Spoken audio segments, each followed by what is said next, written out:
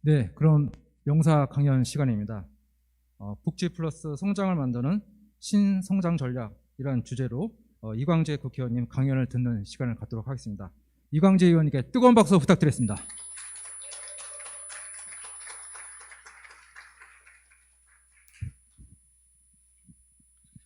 제가 이 점을 빼가지고 근데 좀 민망한 얼굴이지만 제가 하도록 하겠습니다.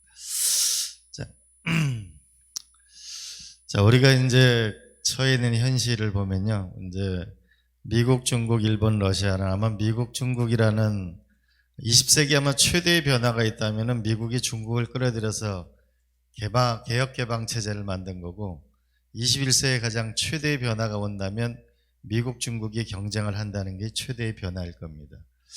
그럼 우리가 어떻게 하면 여기서 모욕을 당하지 않고 살 거냐, 아니면 좀 더 우리가 이들을 선도할 수 있는 나라가 될 수 있을 거냐. 현재 우리가 GDP 상황이 저렇습니다. 우리가 1985년도에 미국하고 일본하고, 일본이 딱 미국 경제의 3분의 1이 됐을 때 플라자 합의를 통해 가지고 미국이 일본 경제를, 당시 소니라는 것이 아주 세계적인 선풍을 일으켰는데, 당시 많은 경제학의 논문들이 언제 일본이 미국을 일어설 수 있을까라는 것이 많은 예측들이었었는데, 미국은 이 일본을 플라자 합의 때 아주 등뼈를 꺾어놔버렸죠.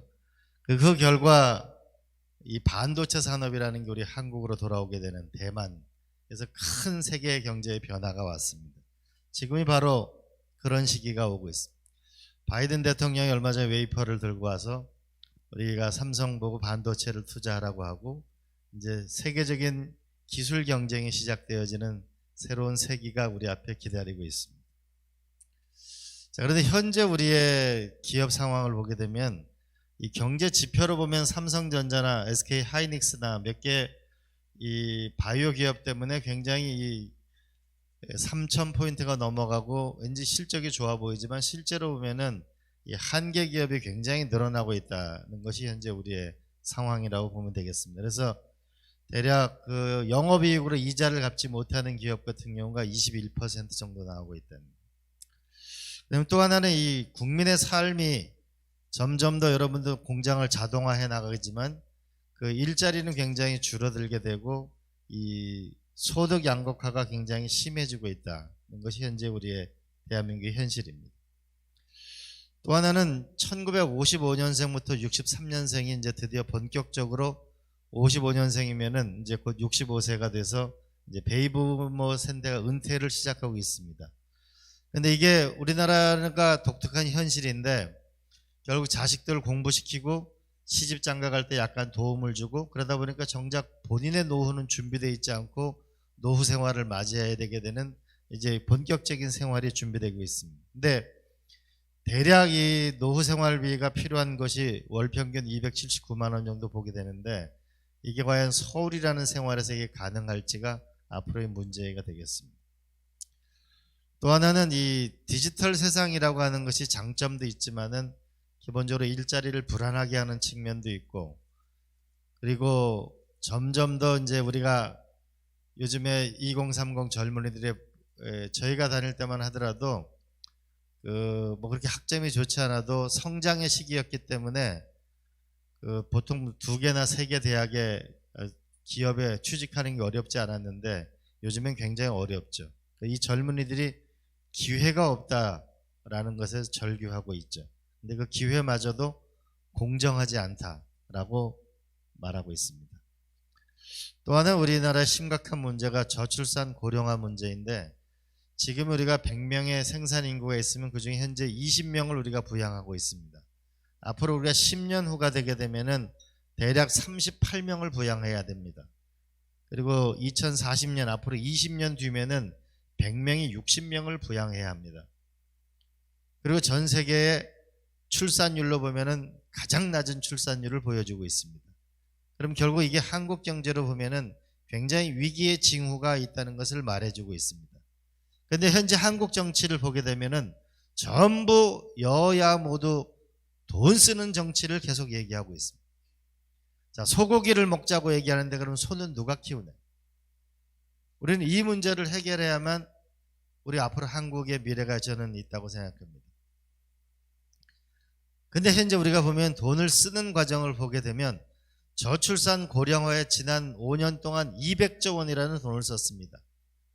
지난 5년 동안 200조 원이라는 돈을 썼는데 고령화는 점점 더 심해지고 있고 저출산은 심각해지고 있으면 뭔가 돈을 쓰는 구조를 바꿔야 될 겁니다.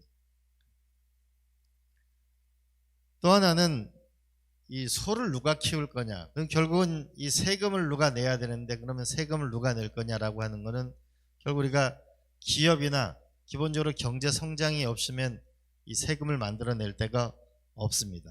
그러면은 우리가 이제 국민들한테 보조금 정치를 해서 표를 얻는 것도 중요하지만 어떻게 보면 더 본질적으로 중요한 것은 우리가 보다 안전하고 행복한 살 수 있는 본질적인 복지가 무엇이고 그 복지가 가능하게 하는 성장 전략을 어떻게 만들어내느냐가 가장 중요한 문제라고 보겠습니다.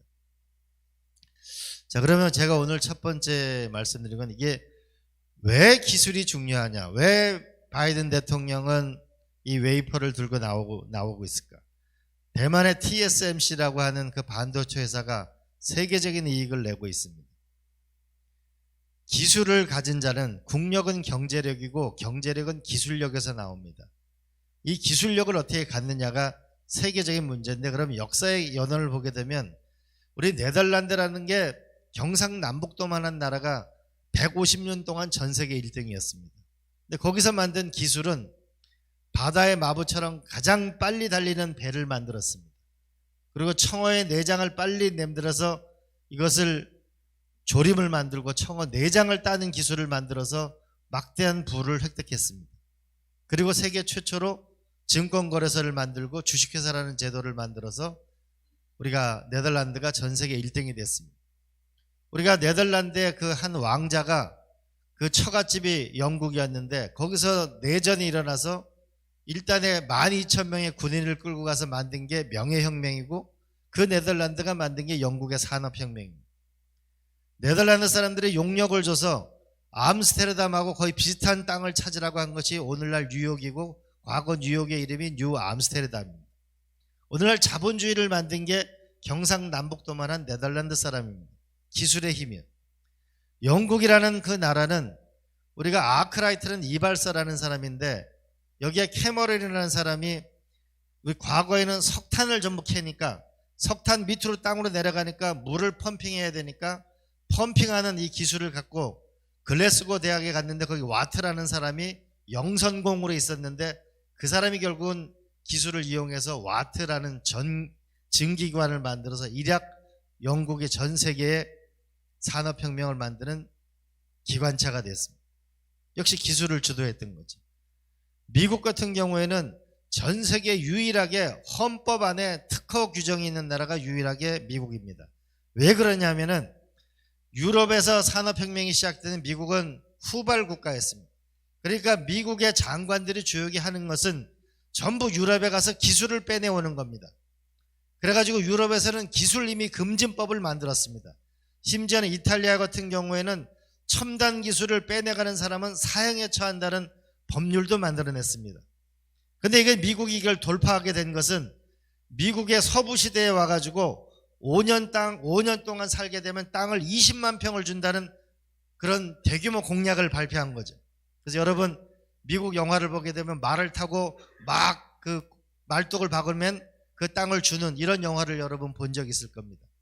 그런 것에서 사람을 끌어들인 거고 콜로라도에 황금이 난다는 걸 해서 대량임은 여러분 존 웨인이 활약하던 서부의 시대를 열게 되면서 미국이 생겼는데 이때 가장 핵심적인 것은 결국은 특허라고 하는 것을 헌법에 줘서 기술을 끌어들이는 거죠.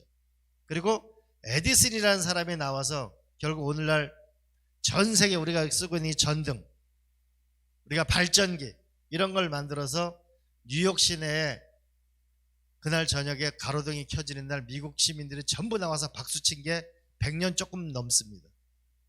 그게 결국 오늘날 기술의 미국을 만든 거고 포드 자동차가 나온 거고 록펠러가 나온 거고 그게 결국 오늘날 미국을 만든 것입니다.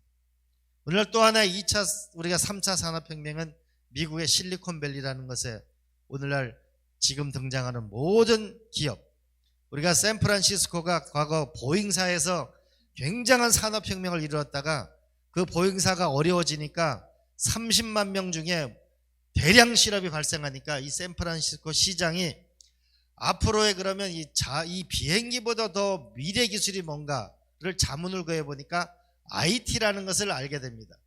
도대체 IT라는 게 뭔가를 찾아보니까 저기 뉴멕시코에 직원 30명도 안 되는 마이크로소프트사라는 회사가 있다는 걸 알게 됐고, 그것을 유치하게 돼서 오늘날 샌프란시스코가 구글이나 세계적인 IT의 본거지가 됐습니다. 기술혁명을 어떻게 이뤄낼 것인가가 핵심적이다. 여러분, 이노비즈 대부분 여러분들도 끝없는 아마 원천적인 기술이 없이는 근본적으로 새로운 미래를 열어나갈 수가 없을 겁니다.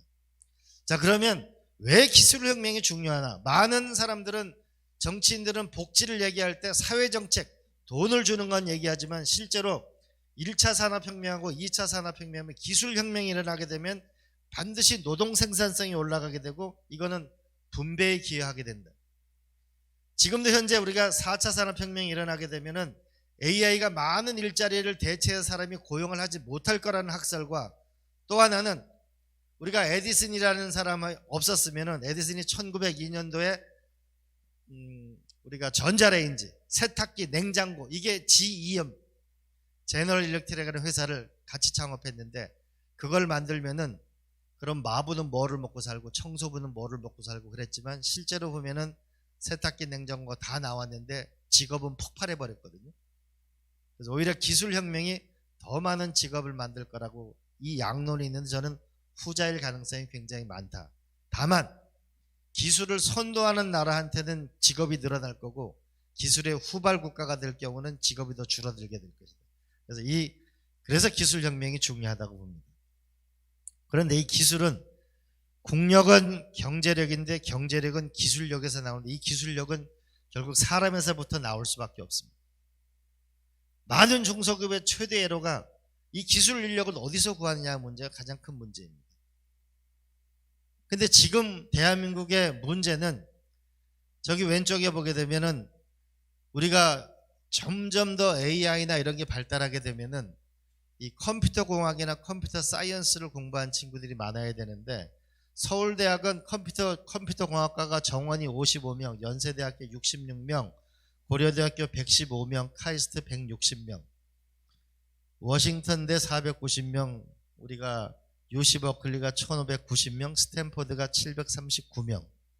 근데 얼마 전에 반도체 전쟁을 한다 해서 국회에서 우리가 인력 점검을 해봤습니다.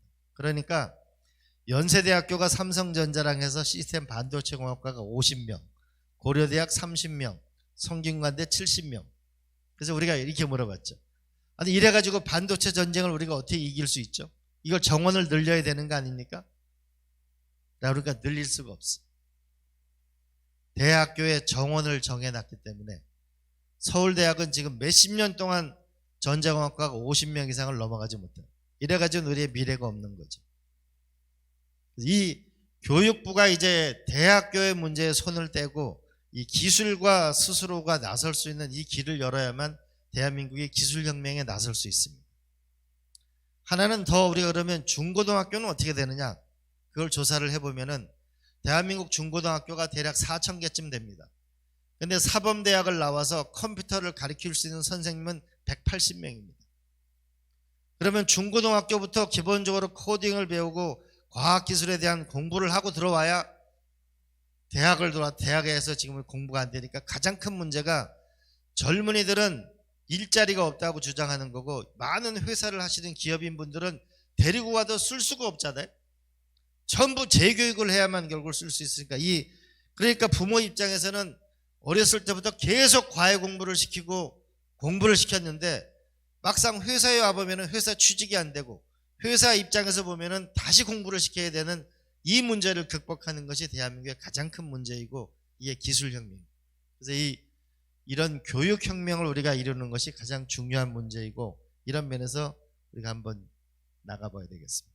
또 하나는, 이 대한민국의 이 기업에 대해서 우호도 조사를 해보면은, 미국 같은 경우에는 기업 중심의 나라입니다.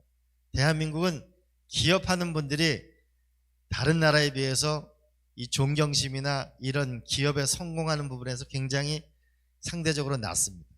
근데 분명한 것은 기업에서 세금이 나오고 기업에서 일자리가 나온다는 거죠. 그래서 우리가 이런 걸 좀, 더군다나 중소기업에서 우리가 83%가 나오는데 이 기업을 중시하는 나라를 만들어야만 대한민국의 미래가 있다.